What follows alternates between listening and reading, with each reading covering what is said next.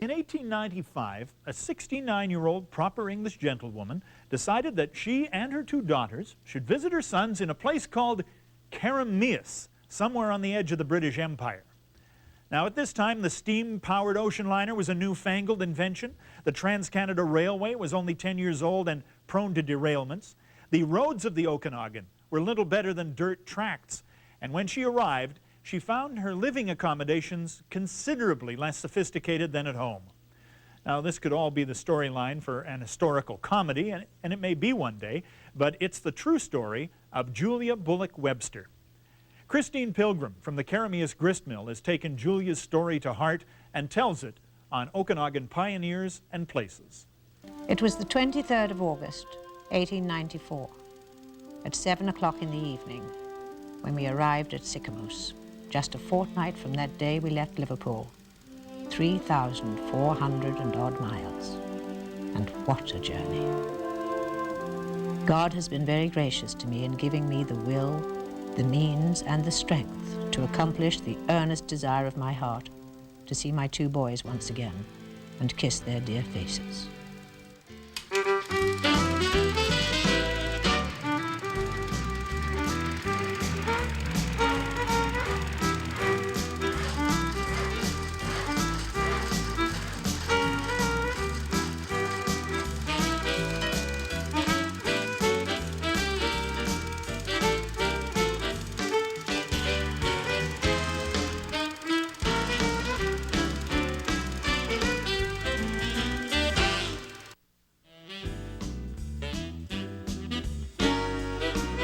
Welcome to Okanagan Pioneers and Places. Mike Roberts with Christine Pilgrim. She is a living history interpreter for the grist mill. You also are Mrs. McPherson, the 1900s era school marm. 1800s, dear. Right around 1890, in that neighborhood. And you are, for the purposes of some of our show today, Julia Bullock Webster. Did you like this character when you came to know her? I loved this character when I came to know her. It took me a while to get to know her, and when I first read her diaries, I was Yeah, just little a little cool bit. on her. I got a little tired of reading how many eggs there were each day and how the temperature was hot.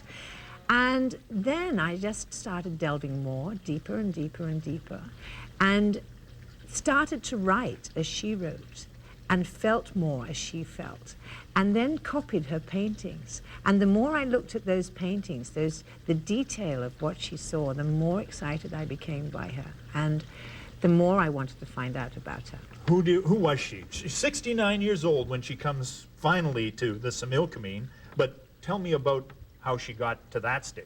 Well, she started her life she came from the south of England, and she started her name as Julia Price. Her life as Julia Price, and it was her single name. Yeah. And she married Thomas Bullock Webster, who was a captain in the army. And that was the normal thing to do for a middle-class young lady. She was well-schooled. I mean, she learned painting somewhere. Yes, and well, she married Thomas in Paris, so she probably went to Paris to be schooled in painting. And she had done painting as a girl, and when she went to South Africa with Captain Bullock Webster, she also painted there.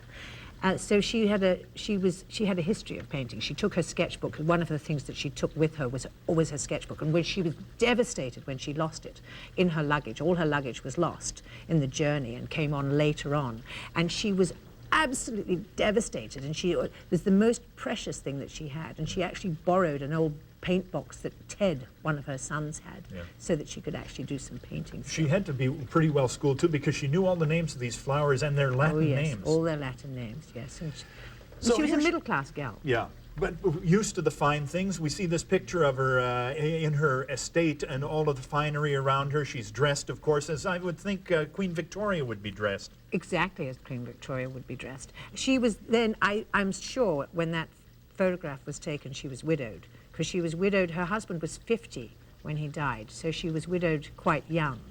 And she would have worn widow's weeds for the rest of her life, I would say, just as Victoria did.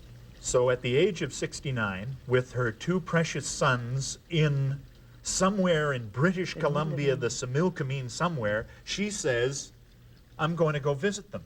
And takes 2 daughters with her. Liz and Nell. And the trip is 1895, I guess steamer at the time? So first of all, she has to get from Oxford, where she lives, to Liverpool by train, presumably, and she doesn't mention that part of the journey. Then she goes from Liverpool to the St. Lawrence River, and an awful journey, so dreadful it wasn't worth writing about. She couldn't bear it. So we have no vile, report on that. nothing at all. And then from the St. Lawrence, she comes across by train through Winnipeg all the way across Canada, and it's a dreadful journey. She says, can you imagine? She said, women and men together in the same carriage. I mean, it was absolutely unspeakable. And she wakes up one night with this man's foot, his boot in her face. She was quite awful. He's in the upper bunk. He's in the upper bunk, a man above her. And we had to dress behind a curtain and undress, she says. Awful. And it just gets, I mean, the further west she progresses, the more rustic, the fewer civilities there are. And the hotter it is and the dustier it is, that awful dust in their eyes, she can't bear it. And then they arrive, of course, in Sycamoose, and then from Sycamoose they have to get to Vernon, and then from Vernon they take the Aberdeen, boat, the Aberdeen, sternwheeler. steep, yes, and Kelowna. She says, and a woman got off at Kelowna. She called it. Yeah. Yes, Kelowna. And then she had a horrific stagecoach ride from Penticton to Carameus. Awful. She said it was absolutely frightful, terrified to look out. She said couldn't see the scenery. She said, well, it was wonderful. She said, not that we saw any of it, because we didn't dare look out. It was terrifying. She said, one had to hold on for dear life.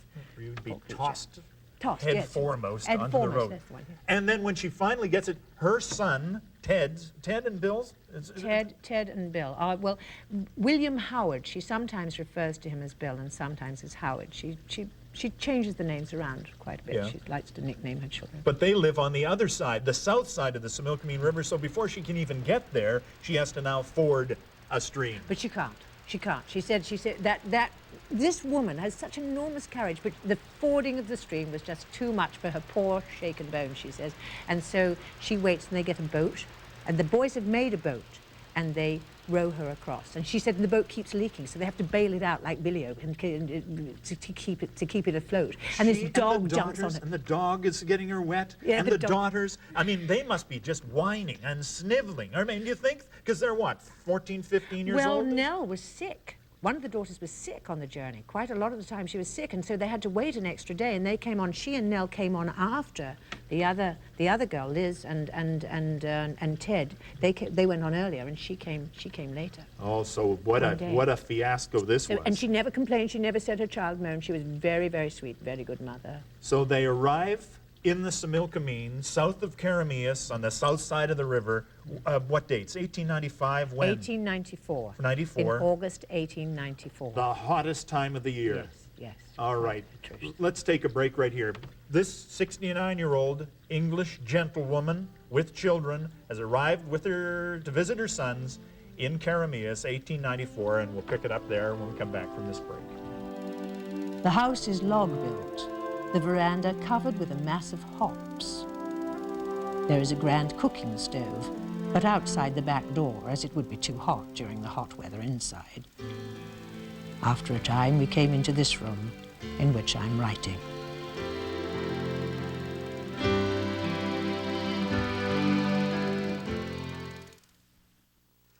Our dear old flag is floating in the breeze delightfully. Explain to Percy Corsten, who is staying with us on holiday, that wherever that flag was seen flying over a house, it told everyone it was the home of an Englishman. She would have been the consummate British imperialist woman, wouldn't she? Well, in many ways, she would have been, she was considered an imperialist, but she was really a woman of her time. She was brought up in the fashion where you had to have self-discipline. You had to get through what she encountered when she arrived. When she arrived, all she saw was a little cabin, and in the cabin there was one chair, and there was nowhere to hang their clothes. What were they going to do? It was quite and a wood stove that she had no idea of how to work. No servants. No servants. Well, how would she cope? Well, she would cope by the way that she'd been taught, by being British.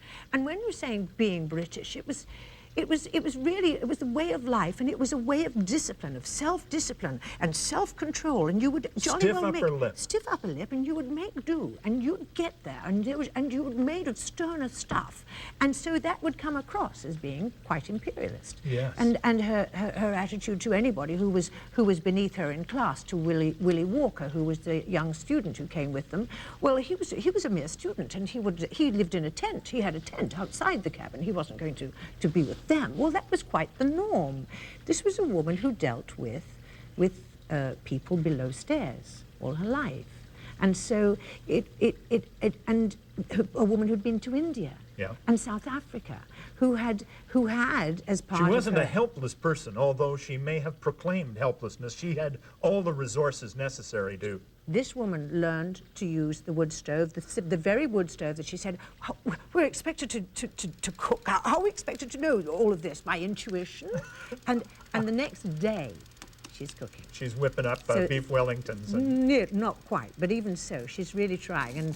And macaroni cheese is served by Nell, her daughter, to Barrington Price, who comes to stay for supper. And, now, who does she meet when she arrives here? What would be the population of Karamias and area around Ted and Bill's cabin? Well, it was mostly men. The Causton family were there, and Percy Causton, one of the children of the Causton family, actually comes to stay for a little while, and she has various visits with some women. Mostly the people who come to her seem to be men. Mostly it's men who are mentioned. Yeah. She has some time visiting women and treasures those times. But she actually says in the diary the last time she'd seen a woman was 4 months ago. So there aren't very, by woman, of course, she's referring to white women. An English woman. An English woman. Yeah. And so she didn't see. There were native people came. Mr. Price would come. Mr. Barrington Price, who used to run. She says he used to run a flour mill, but he doesn't anymore. Yeah. He would have lost it by now, wouldn't yes, he? He'd lost it by now. And he didn't come from very impressive digs. She actually visited his house, and it was not a house, it was a cabin. A cabin with a dirt floor.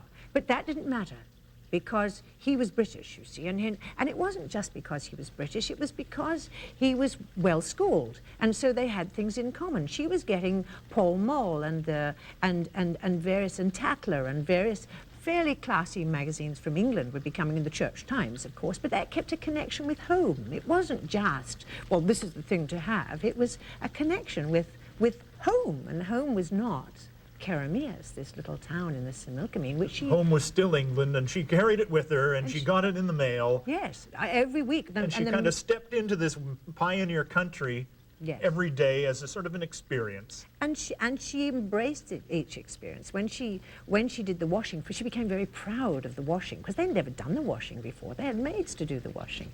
So when she actually did the washing, and she'd say, we're quite proud, it's very white today. And she was very, very pleased that they discovered how they didn't have to iron the washing. They could just lay it out in this very hot sunshine, this terrible heat. So hot one has to sit round in one's bones, almost, she'd say. Because she would be dressing in petticoats and coats and coats and... And she mentions that, and she says, and there couldn't have been many other women, because she says the men, the animals were frightened of the petticoats. They started because of all these petticoats, and they'd never seen these petticoats before. The rustling meant some dangerous thing was around. They weren't sure what this was. So everything was new. And she mentions Liz, one of the girls, ploughing.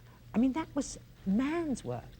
So not only were they working, but they were doing men's work some of the time. This had never been seen by human eyes before, a white woman at a plow. At a plow. It was it was almost laughable. It was amazing. But then, and then, on the other hand, they still did not chop their own wood. They stopped at that. They got to their last log when Mr. Node came and helped them chop the wood. And very thankful they were too, because it was far, far too difficult for them, far too hard. Yes, indeed. So what happened to Bill and Ted? She'd come to visit her sons, her lovely boys. What did they do? Just head off? Where were they? Well, no. William Bill would be in a Soyuz much of the time because he was a constable. He was a police constable with the Provincial police. That's right, Okay. in a Soyuz. And Ted sometimes had to go to Penticton to get goods. Sometimes he'd bring home a whole piece of beef for them all, and they'd take it all and all the provisions. So when he'd gone, there they were alone. Down in to the their woods. last stick of wood on Down this to occasion. their last stick of wood. I mean, she said lesser people would have really been very fearful in this situation. But of course, we had the back to bear the burden. So they were of that British stock. So, and I can see how that would look imperialistic. You mentioned already her love of art and how she lost her painting tablet, her watercolor tablet, but she did get them back. Oh, yeah. And it is her collection of paintings of the Carameus area which endears us to her so much, as well as her diary references. In fact, I think it's the paintings the paintings are her poems. That's what I think are the most beautiful thing about her. The writing is sometimes very dry, but sometimes poetical too, but not as often, not like George Dawson's diaries, for instance, where he's writing poems all the time. She doesn't. It's her paintings that actually. And I love the landscapes because for me they're emotional, whereas the botanical studies are more academic, and so they don't speak. But she shows the beauty that she sees around her. You can feel it. And since I've been her, since I've sat there painting as she painted, in the place where she painted, I see all the hills around me in a totally different light. And she painted in South Africa where she'd been before, but she uses a completely different palette. She doesn't, you know, there was a tendency for a British or a European artist to paint everything the way it would have looked in England, you know, use the same palette and the same thing. She was very sensitive to her environment and painted it with great fealty. You know, And she actually, if you sit in the same spot where she painted, you can see the same formations, but sometimes she just squeezes them in a bit. Little artistic license. Just a little bit, just to get them in the frame, you know. Going to take a break here. Be back to talk more about Julia Bullock Webster and her legacy to us, I guess, right after this break. Mr. Price came to help with the hay. I was in such a get-up. Mrs. Squeers was nothing to me. Luckily heard the wagon coming with a load of hay and flew. Could not let Mr. Price see me such an object.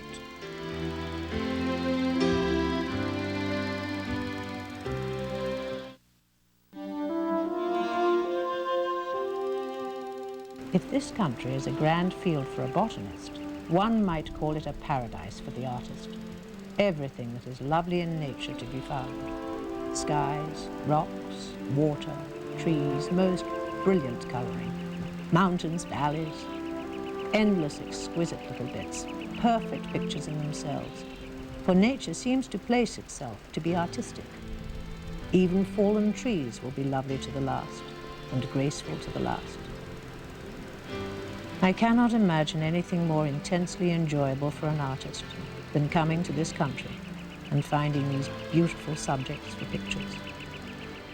How many paintings did she do in all, do we know? Well, we don't know how many she did, but we certainly have quite a few. We have about 30 of them and in the South Okanagan Art Gallery. That is a wonderful thing in itself. I mean, here are these historical paintings as part of the permanent record in one of our own galleries. They're not in Victoria somewhere. And they're exquisite. Yeah. Absolutely exquisite, I think.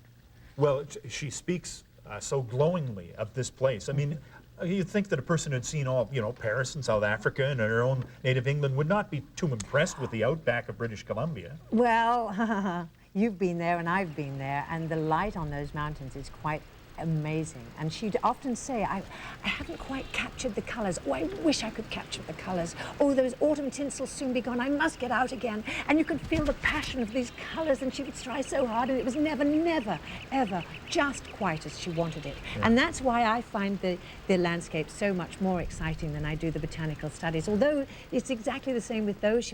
I found a delightful little flower, and she'd find all these beautiful little flowers, and she would try so to meticulously capture exactly not just the tops, but down to the roots. Oh, she'd absolutely. Take the roots out of the ground. Yes. And she actually sends to England for the right yellow for the ragwort that she says, I haven't quite got the right yellow. Oh, I do want the right yellow.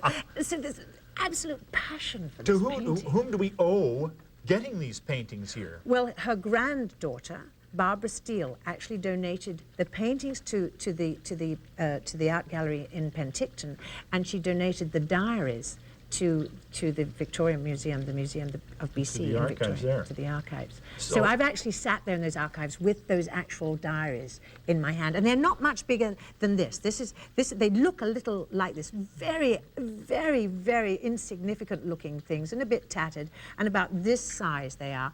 And I would think that she had them in a leather binding, a leather cover, so that she'd look after them, because everything would be just so with her. And she must have done them. She always did it in the evening as well. She'd sit in the evening. A little moment aside to write down the activities of the day. And so Liz and Nell and she were able to survive the 20 months? The mosquitoes, the rattlesnakes. She talks of the rattlesnakes. A scorpion. Is it a scorpion? Yes, Yep. it's a scorpion. And in fact, one of them they donated the very first scorpion to the museum in Victoria. She did. So there were lots and lots of things that they had that she had to overcome. For 20 months she stayed. And she was sad. She was heartbroken. She said leave. goodbye with a lump in her throat to where she went walking around to see the mountains, her mountains. She said goodbye to the apple trees in the orchard. She said all the last visits of Barrington Price when he came, the last supper with Barrington Price, and goodbye to she had some Indian friends, really. The one Indian couple that she had, Narcisse and his wife, she gave her some of her blouses and a little hat with a silk ribbon and a piece of velvet, a velvet hat, although she said the Siwash would not use a bonnet, they wouldn't wear a bonnet. But Narcisse's wife said, no, I won't take it apart for the jet and the velvet as she'd like, because it was given to me by my friend. It's precious. And it was my friend that is quoted in the diary. And she heads back, she takes her daughters back with her to England? Yes, they go back, and the boys stay. Ted eventually goes back. Ted stays to look after the ranch, but eventually returns to England, whereas William stays and becomes a magistrate, a chief magistrate, and his son went around schools and started school programs, and this granddaughter, Barbara Steele, has Saves left us the artwork. Yeah. Christine Pilgrim, I love you as Julia Bullock Webster and Christine Pilgrim. Thank you very much. Thank you. 26th of August, 1895, Monday. This day year we arrived. The months have rushed past, but experiences have indeed been varied, and we shall return, as dear Russ says, full of wisdom of a certain kind, experiences and resource. For the rest of our lives we shall be independent of servants, that is quite certain, so far as housework and cooking goes. Patience and endurance, I may add, we have learnt, and to see things as far as possible in a bright light. And we must thank a good Providence for this, and many, many other mercies.